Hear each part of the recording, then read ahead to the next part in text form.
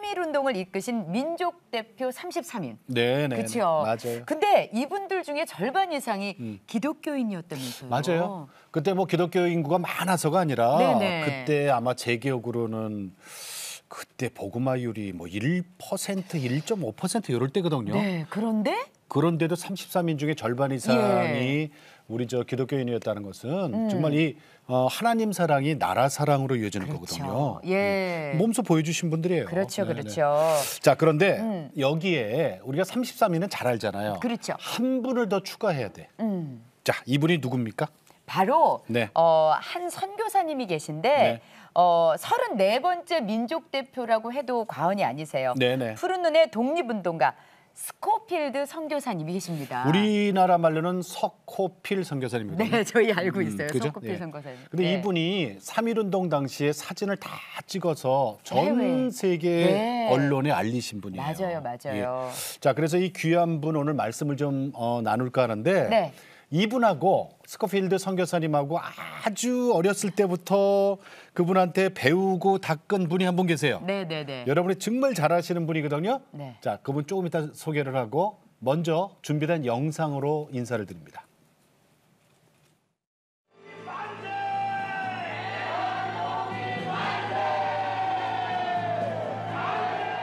1919년 3월 1일 파고다 공원 앞.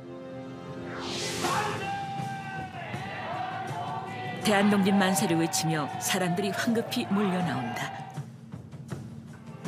당시의 정황을 담은 단 한 장이어서 더욱 특별한 사진. 세브란스 병원의 약제사 이갑성의 부탁으로 스코필드가 맡은 역할은 사진을 찍는 것이었다. 하나라도 놓칠세라 스코필드 박사는 재빨리 움직였다. 파고다 공원에서 흩어지는 만세 행렬을 찍었고 덕수궁 돌담길을 따라가며 셔터를 눌렀다.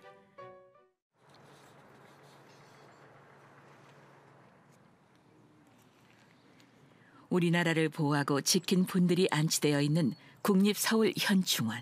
캐나다 출신의 선교사로 세계적인 수의학자였던 스코필드 박사. 그는 현충원에 묻힌 제1호 외국인이다. 애국지사 프랭크 윌리엄 스코필드. 대한독립 만세의 순간을 카메라에 담아 해외 언론에 알린 조선의 민족 대표 34인이다. 외국인 선교사의 마음은 묘비문에 고스란히 남아있다.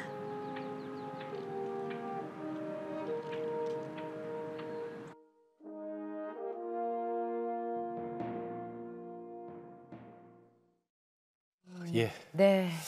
아마 우리 믿는 사람들도 스코필드 선교사님에 대해서는 많이 들어보셨을 거고. 네네. 그런데 이분이 지금 우리나라 땅, 그것도 국립현충원에 묻혀 계시는 거는 모르시는 분들 많이 계셨을 거예요. 예, 저도 지금 깜짝 놀랐습니다. 그랬어요? 네. 자, 오늘 내가 매일 이쁘게 3.1절 특집으로 네. 함께하고 있습니다. 이 스코필드 선교사님과 특별한 관계에 있으신 분을 모셨거든요. 네. 우리나라 국무총리도 하셨고 네. 또 서울대학교 총장도 하셨던 정운찬 집사님 모셨습니다. 반갑습니다. 안녕하세요. 안녕하세요. 네. 네. 총장님 오래간만에 뵙겠습니다. 네, 오랜만입니다. 스코필드 선교사님하고 아주 특별한 관계가 있었다고요? 어떤 관계예요? 네, 저는 집이 경제적으로 어려워서 네. 중학교 못 갈 뻔했는데 네네. 스코필드 박사님이 중학교, 고등학교 등록금 대주셔서 네. 다녔습니다. 그래요? 그리고 중학교, 고등학교 때와 또 대학 때 성경을 중심으로 해서 저한테 많은 것을 가르쳐 주셨습니다. 성경 공부를 직접 시켜주셨나요? 그러셨어요? 네, 그때 제가 다니던 고등학교뿐만이 아니라 예. 뭐 다른 여러 고등학교 대학생들도 네. 성경반을 만들어서 스코필드 박사님한테 성경을 배웠습니다. 네. 어떻든지 저는 그 당시 네네. 제가 중1 때 처음 뵙고 대학 졸업하자마자 돌아가셨는데 그 10년 동안 네. 인생에서 배워야 할 것의 대부분을 배우지 않았나 하는 생각이 들 정도로 그래요. 많은 것을 배웠습니다. 하여튼 오늘날 제가 있게 되는 것은 네. 다 스코필드 박사님 덕이라고 해도 과언이 아닙니다. 군요. 제가 스코필드 박사님을 처음 뵙게 된 것은 13살 때입니다. 네, 중1 때라고 하셨잖아요. 네. 근데 스코필드 박사님은 1889년생이세요. 네. 네. 그래서 그때 71세이십니다. 와, 할아버지네 그럼. 그러니까 58년 차이 나는 것 아닙니까? 네. 당연히 할아버지라고 그랬죠. 아, 그러면 스코필드 할아버지? 할아버님. 할아버님. 네. 근데 그분이 우리말을 참 우리나라 사람만큼 잘하셨죠? 뭐 100%는 아니라 할지라도 네네. 뭐 90% 이상이라고 생각합니다. 오. 우선 처음에 오셨을 때 1916년부터 20년에 네. 동안 계실 때 네. 한국말을 많이 배우셔서 굉장히 유창하셨다고 들었습니다만 네. 그 후로 카나다 가셔서 캐나다. 네, 한국 어느가 상당히 줄어들었다고는 그렇지만 58년에 다시 한국에 오신 이후로 다시 한글 연습을 하셔서 네. 저 처음 만나 뵐 때는 뭐 상당히 유창한 저 한국어를 하셨다고 생각합니다. 예. 그래요? 근데 네. 우리가 알기로는요, 그 스코필드 선교사님이 그 캐나다 분이시고, 수의학자, 그러니까 저기 의사인데 이렇게 동물들. 저 관리하는 수의사로 우리가 네네네. 알고 있잖아요. 네. 근데 저 성품은 어떠셨어요? 우리는 못 뵀으니까. 정말 성자 같으시고 할아버지시죠. 온화하시고 잘생기시고 네. 그래서 아주 그 만나 뵈면은 기분 좋은 할아버지셨습니다. 네. 물론 옳지 못한 걸 보면은 또 아주 강한 표현을 많이 하셨습니다. 정의롭고. 네. 어, 그러니까 박사님께서 3.1운동 당시에서 이제 사진도 찍으셨다가 예. 그 독립운동을 도왔다는 이유로 일단은 추방당하죠. 추방을 당하시죠. 네. 캐나다로. 네. 지금 제가 생각하기는 영국하고 일본하고 상당히 가까웠고 당시에 또 카나다는 영연방 국가 아닙니까? 그렇죠. 그래서 이제 사실은 비자 받기가 이렇게 어렵지 않았다고 들었는데 네. 1916년부터 20년까지 비자를 받아 오신 다음에 비자가 연장이 돼야 되는데 일본 정부가 별로 좋아하지 않아서 아하. 결국은 비자 연장이 안 된 걸로 알고 있습니다. 그렇기 네. 때문에 책을 보면은 추방 당하다시피 출국하셨다 이렇게 예, 나와 예. 있습니다. 그렇게 됐군요. 자, 그러면 3.1운동 당시에 제암리 교회 학살 사건 이 사진을 스코필드 선교사님이 찍어서 전 세계 언론에 이렇게 보내는 사건이 있거든요. 네네네네. 자, 그 사진을 좀 보여주세요. 저희들이 자료가 있어요. 자, 이 사진입니다. 덕수궁 앞에서 시위 3.1운동 당시에 하던 거를 이게 우리 그 전에 뭐 우리가 카메라가 있어요, 뭐가 있어요, 그죠? 그렇죠. 그래도 캐나다에서 오신 스코필드 박사님, 그 선교사님이 이렇게 찍으신 거예요. 아, 대암문 앞이고 이게 이제 제암리 마을 탔어요. 네네네. 불에 탔어요. 불이 전소된 거. 예.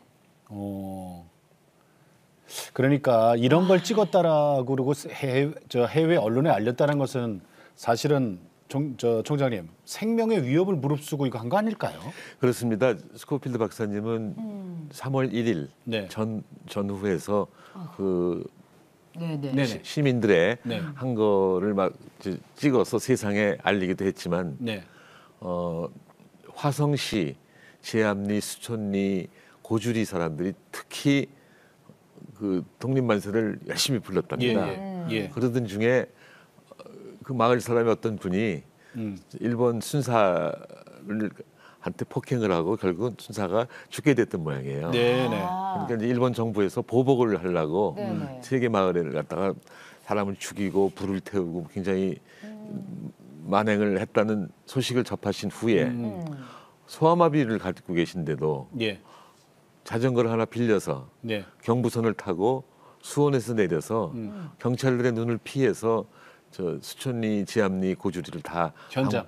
방문하셔갖고서는 사진 찍고. 네, 사진을 다 찍어서 그것을 세상에 또 알렸습니다. 예. 제가 생각하기는 3.1 만세 운동하는 모습 또 그 제암리, 수천리, 고주리에서의 만행 예. 이런 것들을 세상에 알리게 되고 세상 사람들이 그걸 많이 알게 돼서 결국은 1943년에 네. 카이로 선언 있지 않았습니까? 예. 거기서 한국을 적당한 시기에 독립시켜주겠다고 하는 선언을 하지 않았습니까?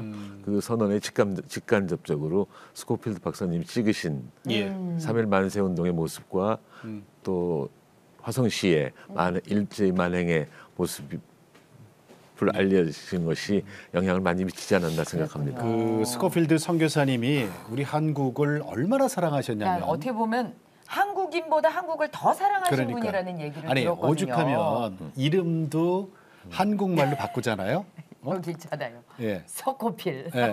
그러니까 이름을. 스코필드를 네. 가장 한국말로 비슷하게 표현한 게 석코필. 석코필. 네, 네. 석코필, 석코필, 스코필, 스코필, 스코필 네. 이렇게 되거든요. 석코필. 아. 아니 그때 혹시 저 총장님도 알고 계셨어요? 스코필드 박사님의 한국 이름이 석코필이라는 거? 아 그럼요. 벌써 1차 네. 한국 방문 시에 지으셨대요. 한국 이름은 아. 그 이름은 석코필이라는 여기까지는 알아요. 네네. 자 그런데 우리나라 이 땅에서 마지막에 운명하시고 그리고 이 땅에 묻어달라고 유언하시잖아요. 그러니까요. 그 마지막 운명하실 때에 총장님이 옆에 계셨어요. 그 얘기 좀 해주세요. 네, 우선 이제 석호필의 저 뜻이 뭔지 예. 한번 네, 말씀드리겠습니다. 이제 알려주세요. 네, 석호필. 이제 석자는 돌석자, 네. 호랑이는 범호, 네.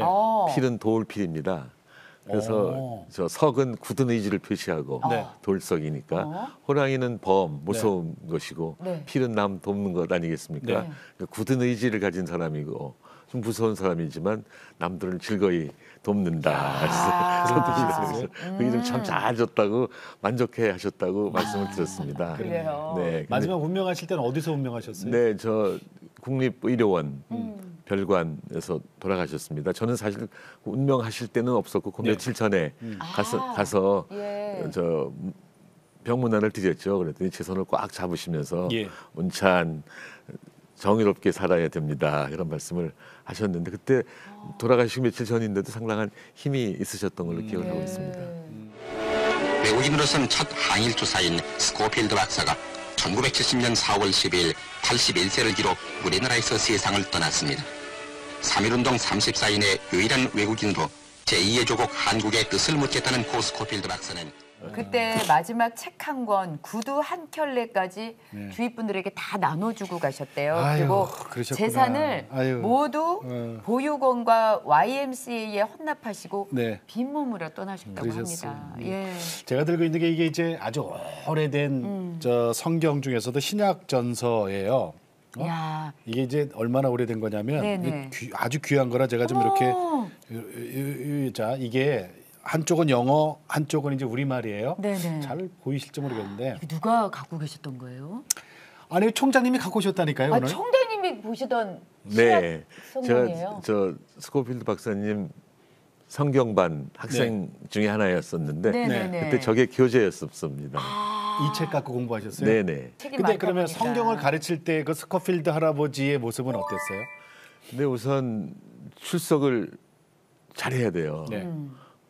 그리고 또 지각을 하면 안 됩니다. 네. 출석 한 번 결석하면 그 다음번에 왜 결석했는지 물어보시고 또 지각하려 치면은 뭐 여러 가지 이유를 대지 않겠습니까? 그러면 스코필드 박사님이 아주 또박또박 우리말로 핑계 대지 마시오 이렇게 엄격하게 다른 거는 지각하는 걸 제일 싫어하셨구나. 네. 그러니까 다른 건 너그러우신 할아버지라도 성경 공부에 늦는 거는 혼났군요. 그러면 네. 공부 뭐 정의 이런 것과 관련돼서 네. 좀 마음에 안 드시면 상당히 엄격하셨어요. 총리님도 좀 혼나셨어요? 저는 별 혼낸 기억이 없습니다. 아니 근데 어떻게 보면은 아까 이제 말씀하셨잖아요. 이제 중학교 1학년 때 만나셨다고 하는데 그것도 스코필드 우리 박사님께서 이제 도움을 받아서 공부를 하셨다고 하셨다면 그 전에 우리 총재님은 좀 이렇게 가정 형편이 조금 어려우셨었나 봐요. 예, 저는 시골 사람입니다. 그런데 어느 날 갑자기 아버지가 서울로 이사하겠다고 하셔서 서울로 이사 오신 다음에 네. 한 1년 있다가 돌아가셨어요. 아이고. 그러니까 그게 초등학교 3학년 때입니다. 예. 그래서 그 후로 중3 때까지 7년 동안 네. 저는 밥 먹어본 적이 거의 없어요. 아이고. 밥. 네, 네, 쌀밥은 명절날, 생일날, 또 저희 집은 이제 유교 집안이었었기 때문에 제삿날 이때 먹고 보통 날은 아침에는 옥수수 가루로 만든 떡 먹고 예. 저녁에는 옥수수 가루로 만든 죽 먹고 한 7년 동안 지냈습니다. 그래서 저희 어머니한테 한번 물었어요. 예. 왜 아침에 떡을 먹고 저녁에 죽을 먹냐 그랬더니 그랬더니. 밖에 나가서 활동하려면 저 배가 든든해야 되는데 죽 먹고는 안 되고 저 떡을 먹어야 된다 그래서 저녁은 잘 거니까는 죽 먹고. 예. 어차피 내가- 옥수수지만. 네, 그래서 중3 지나고 고1 돼서 보니까 네. 저 도저히 이래 갖고는 안 되겠다 해서 제가 고1 때 가정교사를 시작했어요. 과외를 하셨군요. 네, 그래서 이제 시간제 가정교사를 고1 때 했고 네. 근데 아무래도 집이 뭐 그 낙산동 2번지라고 하는 환자집 동네라 그래서 대학 가기 여기서 공부해 갖고는 대학 가기 힘들 것 같다 해서 고2 때 고3 때는 입주 가정교사를 예. 했습니다. 그래서 네. 입주 가정교사 집에 부모님하고 계약을 맺었죠. 하루 일정을 다 짜주시대요. 그분께서. 5시 반까지 집에 와라. 6시까지 우리 그 가르쳐야 되니까.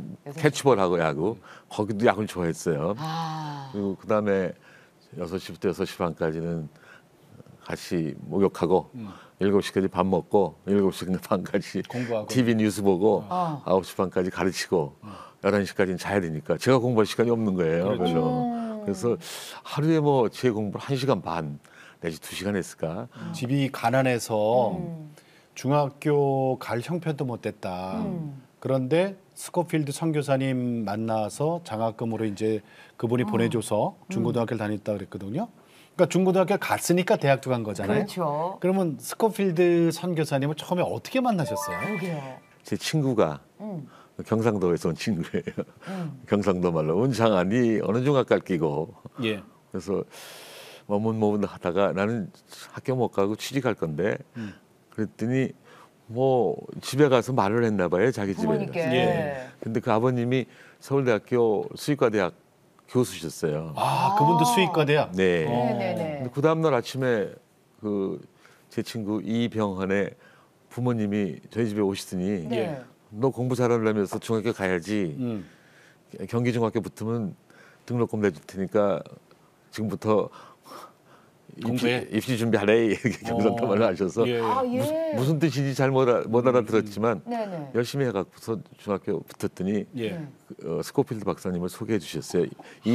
이영서 교수님이. 네. 그래서 스코필드 박사님이 저보고 저 등록금 얼마냐고 그러셔서 말씀드리고 등록금 대주시고 그래서 인연을 맺게 됐습니다. 그러면은 그 전에 교회 다니셨어요?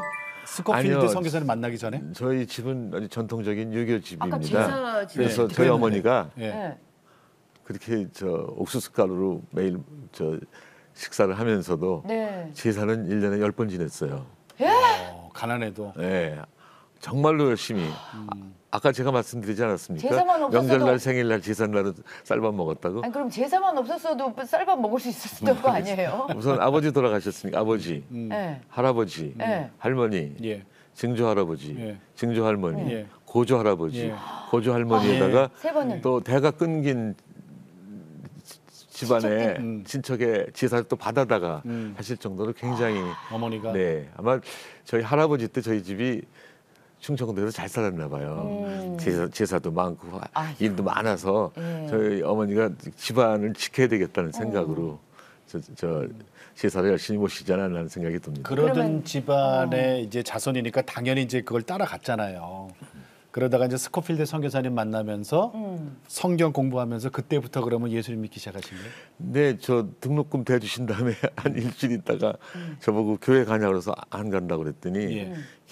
교회 가면 참 좋은 사람 됩니다. 가십시오. 그래가지고 아. 그다음날 학교 가서 제 뒤에 앉았던 친구 보고 예. 나 교회 가고 싶은데 너 교회 다니니? 그랬더니 나 연동교회 다니자 그래갖고 연동교회 같이 다녔어요. 종로가에 있는 연동교회 있지 않습니까? 네네. 네네. 그때부터 뭐 독실한 교회는 아니라고 생각합니다만 저 교회 개근을 했어요. 제가 지난 60년이죠 벌써. 네. 61년인데 1년에 한 50번 정도는 교회 나갑니다. 아니 그렇게 네. 우리 총장님께서 겸손하게 말씀하셨지만 주위 분들은 다 알아요. 정말 믿음이 신실하시다는 네, 거. 네. 근데 그 스코필드 박사님이 많은 가르침을 준 것 중에 이런 고백을 하셨거든요.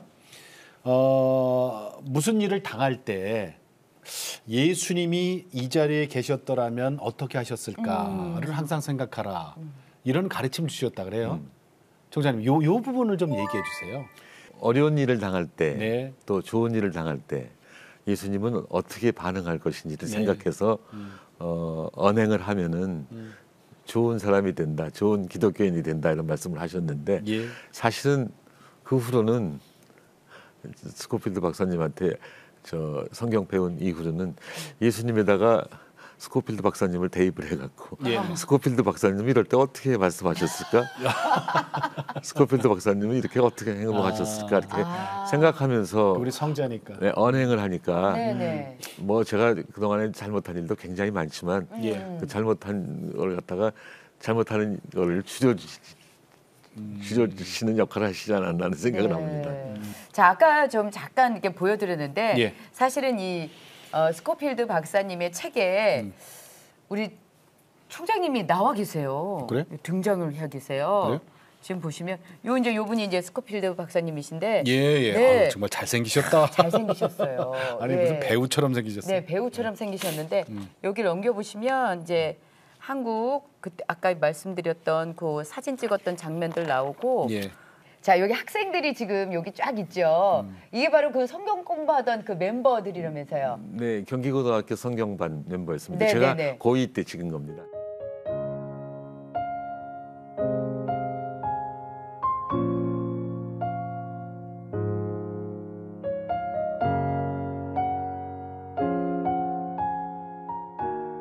근데 우리 저 총장님은 서울대학교 경제학과 출신이에요. 네, 근데 그 경제학과를 선택하실 때도 스코필드 박사님의 인도를 받으셨다 그래요? 고1 때 벌써 네. 우리 고생하시는 어머님을 위하는 길은 뭔가 생각을 했어요. 그랬더니 저희 사촌 형이 너 빨리 취직해서 월급 갖다 드려야지. 아, 돈 벌어야 된다. 그렇죠. 그 현실적이죠. 근데 또 그 당시 농업 발전을 위해서 네네. 비료 만들면 좋지 않겠냐 하는 네. 막연한 생각을 하고 있었어요. 그래서 이과로 마음을 먹고 있었는데 고2에서 고3 올라갈 때 네. 학교에서 문과 이과 써내라 그러는데 네. 480명 중에 문과는 130명, 네. 이과는 350명 써내니까 아니 그때 그랬어요, 진짜. 네, 학교에서 그냥 큰일 났다. 이과가 굉장히 중요하지만 문과도 마찬가지로 중요하다. 그러면서 학생들을 이과 쓴 학생들을 문과로 가라고 종용을 했으나 누가 말을 듣나요? 네. 그러니까 선생님들이 각계격파를 하셨어요. 네, 어떻게요? 한 20명 정도 그룹으로 잘라서. 네. 거기서 문과가 굉장히 중요하다는 말씀을 하신 선생님도 계셨고 저희 그룹에 오신 선생님은 들어오시더니 백지를 하나씩 다 나눠주시면서 네. 교정에 있는 나무 이름 아는 대로 써내라. 근데 저는 이게 무슨 뜻? 이게 뭐 아니 무슨 운동장에 소리야. 있는 나무 이름을 쓰네요. 네. 무슨 뜻인지도 모르고 뭐 이렇게 시시한 질문을 해. 그래서 쓰셨어요? 썼죠. 네. 전 5개 썼는데 학생들 10개, 15개 막 써내대요. 예. 그래서 그냥 모르고 다 쓴 거지 뭐 아는 나무는. 네. 근데 저는 그냥 질문이 시시해 보이기도 하고 많이 알지도 못해서 예. 5개 써냈더니 선생님이 야 정은차 너 일어나 봐. 네. 너 반항하는 거야? 그래서, 아니 무슨 뜻입니까? 그랬더니 중학교부터 다녔어, 고등학교부터 다녔어. 예. 그래서 중학교부터 다녔습니다. 네. 5년 동안 같은 학교 다니면서 나무. 교정에 있는 나무 이름 5개밖에 모르면은 너는 관찰력이 부족하기 때문에 이과는 안 된다. 문과 가라.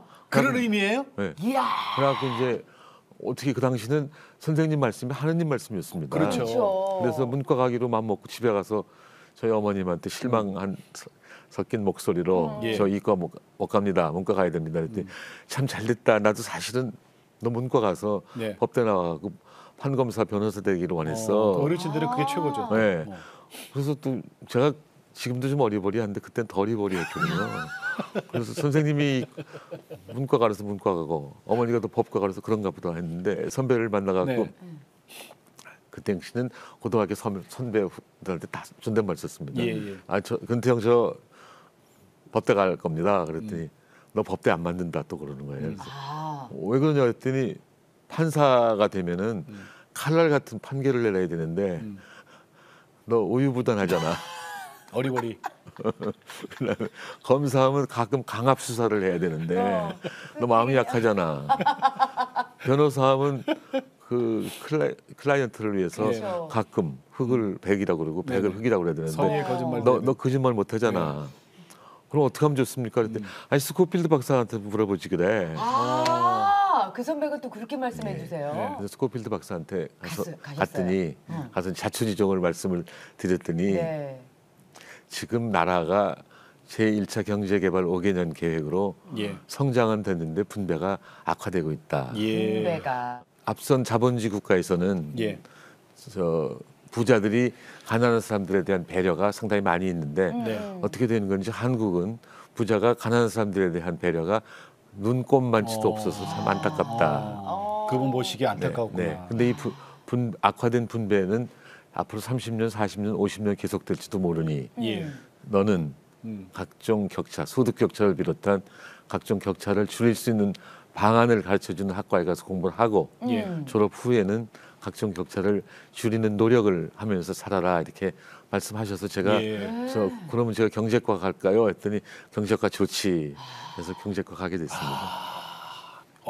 그러니까 성장은 되는데 분배가 안 되니 네. 네가 그 공부해 갖고 네. 가난한 사람들에게 분배할 수 있는 네. 그런 공부해라 이런 뜻이네요. 네. 그래서 그 마음을 계속 갖고 있었지만 네. 뭐 구체적인 행동은 잘 못하다가 요새 제가 동반성장 위원회 한 1년 반 하다가 예. 지금 동반성장 연구소 네, 합니다. 이사장님 하고 계시잖아요. 합해서 한 10년 가까이 되는 네. 건데 이게 다 스코필드 박사님의 가르침을 따라서 행동하려고 한 결과입니다. 그러면 예. 전 동반성장이 예. 이 뭔지 예, 우리 부부 동반은 들어봤어도 예. 동반성장은 뭔지. 동반성장은 그냥 대기업 중소기업 같이 성장하자는 그런 것도 거니. 있고 네네. 더불어 성장하고 함께 특히 공정하게 나누어서 다 같이 살기 좋은 사회를 만들자는 사회 철학이라고 볼 수 있는데 네. 예. 오해가 많은 것이 마치 동반성장은 부자 거 뺏어서 가난한 사람들한테 주는 걸로 오해하는 사람도 있습니다만 네네. 제가 말하는 동반성장은 그게 아니고 어떤 경제 전체의 파이는 크게 하되 분배의 룰은 조금 바꾸어서 네.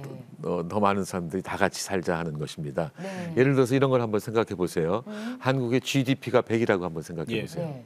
그리고 부유한 사람들한테 80 가고 네. 어려운 사람들한테 20 같다고 생각해 보세요. 그럼 동반성장이 추구하는 거는 GDP 100을 예를 들면 110으로 늘리되 예. 10을 늘리되 종전같이 분배하면은 늘은 10을 부자하고 가난한 사람들에게 8대1로 해야 되지 그렇죠. 않겠습니까? 네. 근데 부자들은 이미 밥 먹을 것도 있을 뿐만 네. 아니라 있지. 여유가 있음에 반해서 네. 가난한 사람들은 여유가 없으면 물론이거니와 밥 먹을 것도 없으니 예. 8대2로 나누지 말고 좀 다르게 예를 들어서 뭐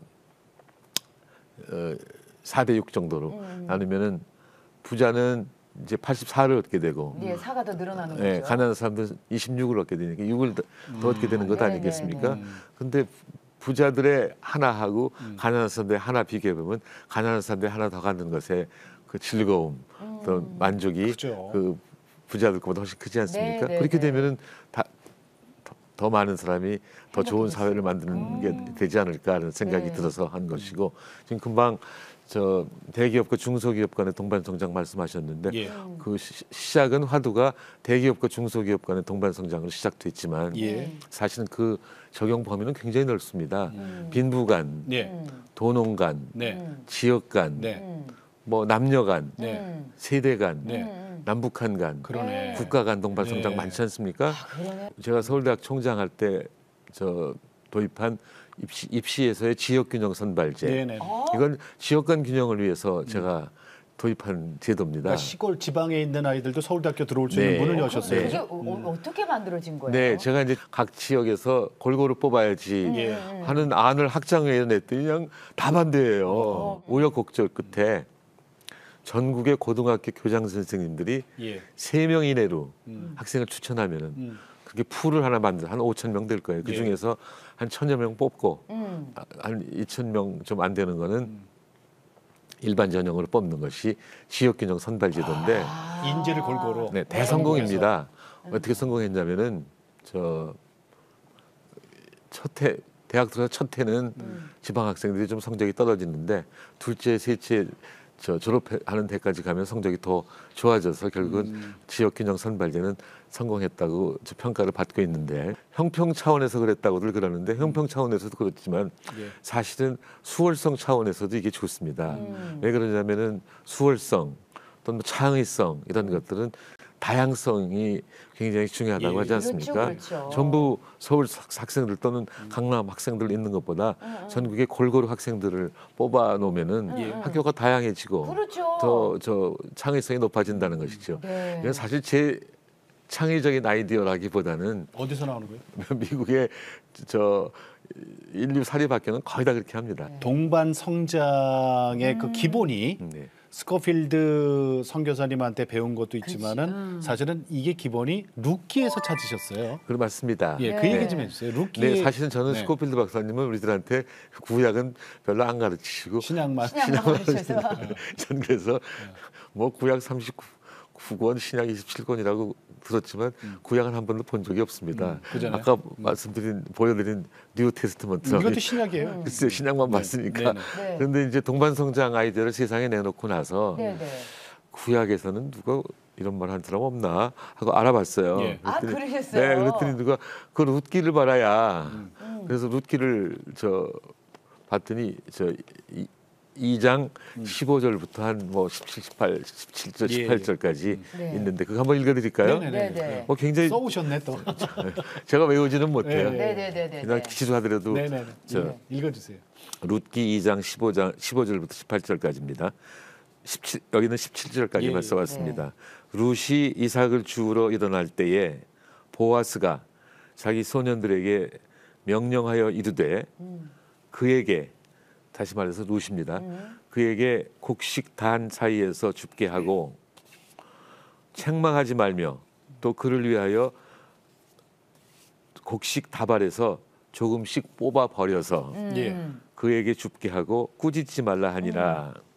룻이 밭에서 저녁까지 줍고 그 주운 것을 떠니 보리가 한 에바쯤 되느니라.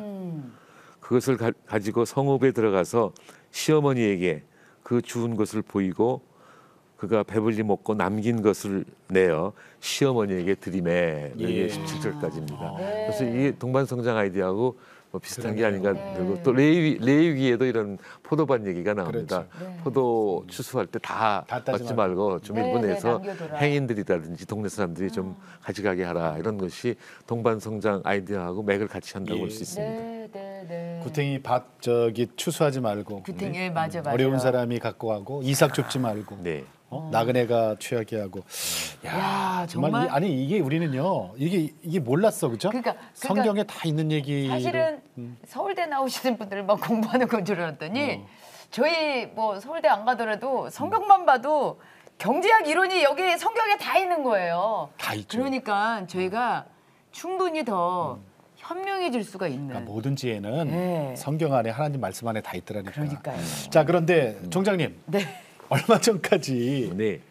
KBO 한국 야구위원회 총재하셨어요. 네네. 야구요? 나는 처음에 있잖아요. 저는 죄송합니다만은 아니 그 대한민국 총리까지 하시고 총장 하시고 이랬던 분 갑자기 야구? 야구? 네. 이게 무슨 인연이 있으셨어요? 야구하고? 그러면 네 저는 이제 초등학교 구단주들이? 4학년 때 네. 시골에서 올라온 지 뭐 한 2년밖에 안 됐을 때, 네. 2, 3년밖에 안 됐을 텐데 동네 형들이 야 너 이리 와 하는데 따라갔죠. 네. 영문도 모르고 안 따라가면 또 혼날까 봐. 그랬더니 저를 제 동숭동 낙산동 2번지에 살았다고 하지 않았습니까? 네. 그 당시 서울 물리대가 동숭동에 있었어요. 예, 예. 물리대 운동장에 데려가더니 너 저기 서 그런데 센터에 저를 세우대요. 근데 끌고 갔는데 야구에 야자도 모르는 사람 네. 들어가서 야구가 되겠습니까? 그러니까 글로브는 던져줬어요? 글러브를 하나 주고 너 센터에서 공 오면 그냥 받아. 네. 근데 그날 첫날인데 플라이볼이 2번이나 왔어요. 어린이들 야구에 센터에 공이 자주 갑니까? 그렇죠. 그것까지 알아. 2번이나 플라이볼이 왔는데 2번 다 여기 잡았어요. 운이 참 좋았죠. 저 앞에 오니까 이렇게 예. 받았죠. 받아갖고서는 2번이나 받으니까 동네 형들이 저보고 너 야구 소질 있구나. 그래서 잘하네. 저를 꼬셔갖고 자꾸 야구할 때마다 데려가고 걔 잘하더라. 네, 또 뭐 아주 안 되는 것도 아니어서 저도 나도 야구 소질 있나 봐. 그래 착각도 하고 그래서 4학년 때부터 야구를 무지무지하게 많이 봤죠. 한국에서 저보다 야구 많이 본 사람도 별로 없을 정도고. 보셨어요? 네, 그리고 대학 졸업할 때까지 매주 동네 야구는 아, 그래요? 했고 중학교 때는 야구부에 들어갔고 열심히 했습니다. 물론 저는 주전 선수는 한 번도 못 되고 예. 주전자 선수였었어요. 주전자 선수. 후보니까. 주전자 선수는 요새는 석회로 라인 긋지만 그때 그게 없으니까 물르고였죠. 물로 긋거든요. 네, 네. 아니 그래갖고 미국 야구에 가셔도 미국을 공부하러 가시면서도 거기서 야구를 또 네, 거기 가서 이제 좋아하시면서요. 저 유학생들 모아갖고 네. 제가 다니던 대학원 학생하고 뭐 옆에 라트거스 또 옆에 콜롬비아 또 뒤에 유펜 학생들하고 예. 저 야구샵을 했죠. 그때 야구는 사실은 야구가 아니고 소프트볼이에요. 예. 네. 근데 그때 콜롬비아 대학 교수 면접을 대가려고 면접을 갔는데 2박 3일 면접입니다. 예, 예. 근데 첫 번 면접 교수가 저보고 미국 문화 좀 아냐. 그래서 그건 왜 물어보냐 첫째. 둘째는 그 문화가 뭐를 의미하냐 그랬더니 아니 미국 문화는 프로야구지. 왜 물어보냐 하면 우리 학교는 전통이 있는 학교이기 때문에 미국 문화에 대해서 잘 아는 사람이 와서 가르쳐야 된다. 근데 갑자기 생각난 게 있어요. 저희 지도 교수가 인터뷰할 때 네가 아는 토픽이 나오면은 꼭 붙들고 있어라. 예. 모르는 거 나오면 빨리 딴전 펴라 이렇게 해서 그걸 붙들고 야구로. 예정된 75시간에 야구 얘기만 했어요. 그래갖고 뭐 뉴욕 매치에 탐 시버의 승률은 얼마고 뭐 ERA는 얼마고 저 자책점 그다음에 뉴욕 양키스의 저 예를 들어서 레지 잭슨의 타율은 얼마고 뭐 거의 다 외우다시피 하니까 그 사람들이 깜짝 놀래겠네. 네, 75분이 지난 다음에 하더니 그다음 면접 교수한테 저를 넘기면서 뭐라고?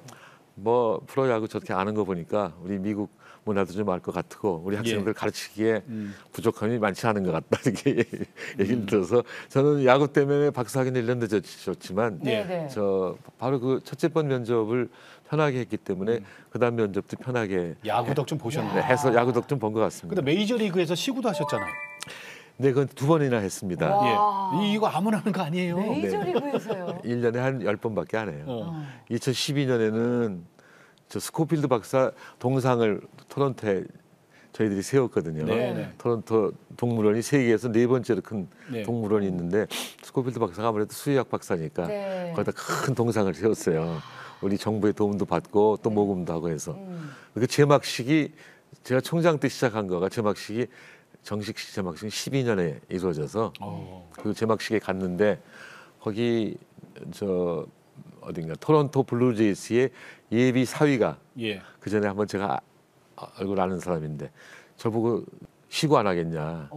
거기 물론 이제 김만홍 목사라는 분이 그 전에 토론토 블루제이스의 구단주의 예비 사위를 소개했기 때문에 예. 아는 사람이지만 그래서 뭐 불감청이나 고소원이다 라고 했어요. 갔는데 기회만 주면 뭐. 예, 근데 그게 이제 그 전화는 한 3, 4월에 받았습니다. 근데 전화 받기 이틀 전에 어떤 TV에 나가갖고 저보고 버킷리스트를 물어보길래 나 메이저리그에 가서 시구하는 거다. 그랬어요? 일주일도 안 돼서 소식이 나갖고 기도하셨어요? 네? 기도하셨어요? 속으로 기도했는 것 같은데 제가 그런 말을 밖으로 잘 못해요. 속에 있는 것도 다 알아들으시잖아요. 글쎄, 그래갖고 이제 연습을 가고 갔죠. 예. 야구한 지 오래됐으니까. 네. 그래서 잠실구장 가서 한 3일 동안 몸 연습을 좀 하고 풀었어요? 풀었는데 팔이 빠져갖고 큰일 났구나. 근데 가서 할 때는 뭐 죽어라고 던져서 네. 블루제이스 캐쳐에 이 가슴팍에 가는 공을 스트라이크. 스트라이크 던졌죠. 물론 제 스트라이크가 중요하냐 폼이 중요하냐. 그래갖고 폼은 뭐 좀 못했어요. 이 아리랑볼 던지듯이 예. 던졌거든요. 그리고 나서는 그게 첫 번이고 예. 근데 두 번째로는 제가 KBO 할 때 그 메이저리그 베이스볼에서 네. 우리를 초청했거든요. 올스타 게임 보러 와라. 그래갖고 워싱턴에 가서 워싱턴 내셔널스 구장에서 올스타 게임을 보고 그래도 뉴욕에 가서 한번 MLB 사무국 다시 한번 그 전에도 한번 갔었지만 다시 한번 방문해야지 해서 갔더니 또 그쪽에서 너 이번에 빅게임이 있다. 뉴욕 매치하고 뉴욕 양키스 게임이 있는데 시구 안 하겠냐. 아이 와이 낫. 그래서 가서 시구를 했는데 이번에는 홈플레이트에 떨어졌어요 공이. 예. 이게 힘이 부족했던 모양이에요. 그래서 예. 어떻게 합니까? 빨리 얼렁뚱땅 넘어가려고 야 포크볼 던지기 참 힘들구나. 좋습니다. 포크볼에. 네, 그래서 예. 두 번이나 예. 했습니다. 아유, 근데 네. 총장님 네. 야구를 그렇게 좋아하는 특별한 이유가 있으시다고요? 야구는 네, 처음에는 그냥 우연히 이렇게 됐지만 네네. 야구야말로 인생하고 닮은 게 많지 그러니까요. 않습니까? 네. 162게임 우리는 144게임 하면은 네. 치다 이기다 한 60%좀 넘으면 그 우승하는 거예요. 네. 그러니까 인생도 잘 되다 안 되다 그렇죠. 영어로 하면 업 수도 있고 다운 수도 있지 않습니까? 네. 그리고 세웅지마란 말도 있지 맞아요. 않습니까? 네, 네. 야구하고 인생하고 많이 닮은 것 같고 하나 좀 더 이런 것만 있지 않습니까? 야구는 9회 말 투아웃 투쓰리부터 투스트라이크. 시작한다. 그러니까 사실 그 후에도 타자가 몇 명 올지도 모르고 그렇죠. 잘 모르잖아요. 역전에 역전을 예, 예. 그래서 이게 인생하고 닮은 것 같아요. 특히 재미있는 거는 네. 배구나 농구나 뭐 축구나 이런 모든 거는 구기 종목. 예, 공을 골에 넣어야 되잖아요. 네네. 그러면은 이제 그렇죠. 예, 예. 농구 축구는 그렇고 배구는 저쪽에 잘 스파이크를 해야 되고 공이 중심이죠. 네. 근데 야구는 히트를 치건 홈런 치건 1루, 2루, 3루 밟은 다음에 홈플레이트를 밟아야 점수를 내는 거예요. 그렇죠. 홈으로 예. 들어와야죠. 네, 그러니까 가장 인간적이고 가장 가정적인 운동이 아닌가 생각. 홈으로 들어와야 되니까 가정적인 가정적인 거군요. 거는 네. 좀 어거지가 있는 거고, 하여튼 인간적인 인간이 들어와야 점수를 낸다. 네. 홈으로 다 집어넣어 점수 내는 것이 아니라 사람이 들어와야 점수 낸다는 예. 의미에서 인간적인 운동이 아닌가 그런 생각을 해봤습니다. 아니, 어떤 목사님은 그 호흡을 천국으로 비유하셔서 네. 그 우리 인생살이 돌고 돌고 돌아서 천국으로 들어오는 거로 말씀하시는데 아주 감동이었어요. 네, 네, 네, 그래요. 자, 우리 야구 얘기하실 때 총장님이 제일 신나서 얘기하시네요. 보니까. 정말 제일 좋아하셨던 거라 확실히 눈빛이 달라지시네요. 총장님 오늘 우리 3.1절 특집으로 내가 매일 기쁘게 스코필드 선교사님과 만남을 통해서 이제 예수도 믿게 돼서 이제 구원도 받으셨고 많은 가르침 받으셨잖아요. 그 얘기했는데 요즘 젊은이들에게 당부하고 싶은 얘기는 어떤 얘기를 해주고 싶으세요? 근데 저는 스코필드 박사님이 저한테 가르쳐 주신 거를 예. 그냥 전수해드리고 예. 싶어요. 네. 세 가지인데 예. 하나는 정직해라. 정직. 정직이 가장 경제적인 생활 방법이다. 네. 한번 거짓말 해봐라. 그거 덮으려고 다른 거짓말. 그렇지.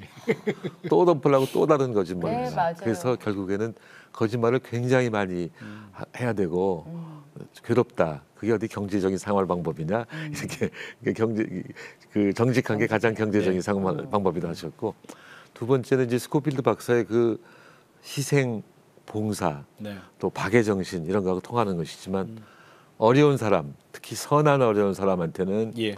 비둘기처럼 대하고 어. 강한 사람 그러나 정의롭지 못한 강한 사람한테는 호랑이의 날카로움으로 대하라 이렇게 하셨어요. 사실 그게 뭐 그 두 가지 가르침이 지키기가 힘들어요. 저도 뭐 거짓말도 상당히 하고 살았고 거짓말을 덜 하려고 노력은 했지만 힘드나 지키려고 노력하고 있고 두 번째는 저한테 영향을 많이 미쳤어요. 제가 예. 1986년에 저 개헌 서명 했습니다. 서울대학에 다른 두 교수와 함께 개헌 서명을 했는데 그때 스코필드 박사님 생각하면서 했어요. 그 스코필드 박사님이 가끔 3.1운동 때 보면은 사람들이 독립을 원한다 그래갖고 예. 굉장히 저항 정신이 있는 것 같은데 보통 때는 그 추종할 때가 너무 많다. 컨포미스트가 될 때가 네네. 많은데 그러면 안 된다. 그래서 그 비판 정신을 길러내야 된다. 단지 건설적 비판 정신을 예. 길러내야 된다. 강한 사람, 그러니까 정의롭지 못한 사람한테는 강하게 비판하고 저항해야 된다. 네, 네. 그런 생각이 들어서 저 대통령을 저 체육관에서 뽑지 말고 직선. 우리 손으로 뽑자. 네, 하는 개헌 네. 서명을 하게 된 거는 스코필드 박사님의 가르침을 따른 거라고 볼 수가 있고요. 네. 하나만 좀 더 말씀을 드리면 세 번째는 예. 아까 저한테 저 나라사랑 예. 스코필드 박사님의 나라사랑을 말씀하셨는데 이렇게 하셨어요. 하루는 제가 이제 가끔 대학로 그때는 대학로라는 게 없었고 예. 뭐 유아동로 탔죠. 개울이었었는데 대학로를 걸으면서 스코필드 박사하고 말씀 많이 나눴는데 하루는 그 법과대학 쪽 지금 가니까는 어떤 신사가 오시면서 꾸벅 절을 하셨어요. 그래서 스코필드 박사가 누구십니까? 그랬더니 저 법대 이한기입니다. 그러니까는 법대에서 뭘 가르치십니까? 했더니 저 국제법을 가르칩니다. 그러니까 스코필드 박사님이 그냥 직접적으로 아니 이 가난한 나라에서 세상에 존재하지도 않는 거를 가르치면서 월급을 받으면 창피하지 않습니까? 어머. 깜짝 놀랐어요. 이야. 사실은 한 번도 저도 만나본 일도 없지만 네. 우리 친구 형이었거든요. 아버지였거든요. 야, 이한기 친구 박사 아버지. 아시죠? 네. 네. 네. 그래서 당황하고 나서 숙소에 가서 여쭤봤어요. 지금 함춘관 있는 데가 옛날 외인 숙소입니다. 네. 네. 그래서 아까 그런 할아버지 아까 그런 말씀 왜 하셨어요? 그랬더니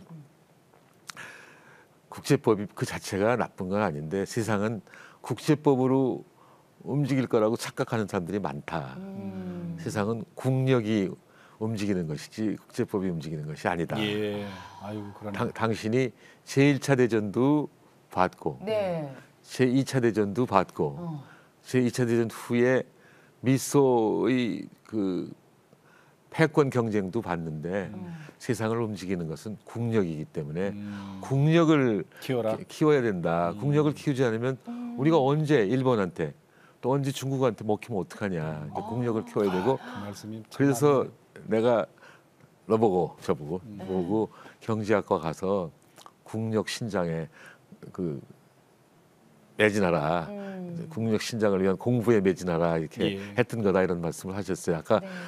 빈부격차를 좀 줄이기 위한 방안을 배우기 위해서 경제과 가라고도 했지만 또한 동시에 경제 성장에 경제학을 공부하면 경제 성장에 그 공헌할 수 있으니까 예. 그렇죠. 경제과 가라고도 말씀하셨거든요. 네, 네. 이만큼 한국을 정말로 사랑하셨다 이렇게 볼 수 있습니다. 그래서 스코필드 박사님의 가르침이 예. 정직해라, 뭐 어려운 사람한테는 비둘기처럼 강한 사람한테 호랑이처럼 하라, 또 국력을 키워야 된다 이런 말씀을 하셨는데 이거는 예. 오늘날 우리 젊은이들한테도 네. 꼭 해주고 싶은 말이다. 예, 고맙습니다. 감사합니다. 자, 이제 마지막으로 총장님 오늘 귀한 시간 내주셨는데 기도 제목 좀 여쭐게요. 글쎄요, 저는 요새 예. 참 안타까운 것이 네. 공동체 정신이 너무 없어요. 그러니까 동반성장도 공동체 정신이 없으면 예. 될 수가 없습니다. 지금 세상은 역사적으로 볼 때 혼자 무엇을 하는 것보다는 예. 같이 무엇을 할 때가 항상 발전을 하지 않았습니까? 예. 그래서 그렇죠. 제가 보기에는 우리 젊은이들이 지금 너무나 다 각각으로 떨어져 갖고 네. 특히 코로나 이후는 뭐 더 누구하고 만날 기회도 많지가 않으니까 네. 개인적으로 되기가 쉬운데 네. 공동체 정신을 키워서 우리나라를 키워야 우리가 떳떳하게 네. 우리의 운명은 우리가 결정할 수 있는 나라가 되지 않겠냐. 그래서 우리 국민들 학생들도 그렇고 국민들한테 예. 공동체 정신을 키워야 된다고 생각하는데 우리 국민들이 지금보다 좀 더 많은 공동체 정신을 갖도록 하나님께서 네, 네. 우리를 이렇게 유도해 주셨으면 인도해 주셨으면 좋겠다고 하는 말씀을 기도드리고 싶습니다. 예. 네, 감사합니다. 우리말로 하면 둘의 정신이네요. 둘의 정신. 그렇죠. 예, 아니 그렇죠. 그게 공동체. 동반성장이죠 뭐. 그렇지. 네, 예. 네. 홍익인간 둘의 정신 이거 많이 우리 네. 존재이 많이 있어요. 사실. 네, 네, 맞아요. 맞습니다. 네. 오늘 고맙습니다. 네. 고맙습니다. 3.1절 특집 내가 매일 기쁘게 네. 오늘 스코필드 선교사님 얘기를 전 서울대학교 총장이신 우리 정운찬 총장님 통해서 잘 들었습니다. 네, 네. 인사드릴게요. 네. 고맙습니다. 나와주셔서 네, 고맙습니다. 고맙습니다. 감사합니다. 네. 우리 정말 가난하고 그다음에 우리 주권도 잃어버렸던 그 시대잖아요. 네. 일제 강점기 시대에 목숨 걸고 대한독립 만세를 외쳤던 3.1운동. 네. 그 당시에 민족 대표 33인 얘기했고 우리가 34번째 민족 대표 네. 우리말로는 스코필 선교사님, 스코필드 선교사님 얘기했잖아요. 네, 네. 근데 지금 가만히 생각해 보면 이런 분을 하나님이 보내주셨잖아요. 그렇죠. 그죠? 네. 이게 은혜인 것 같아. 네. 이게 나는. 하나님의 은혜로 네. 그리고 오셔서 또 네. 많은 이렇게 제자들을 네. 키우셨잖아요. 그렇죠. 학생들을 키우시면서 이 나라를 어떻게 성장시켜야 될지.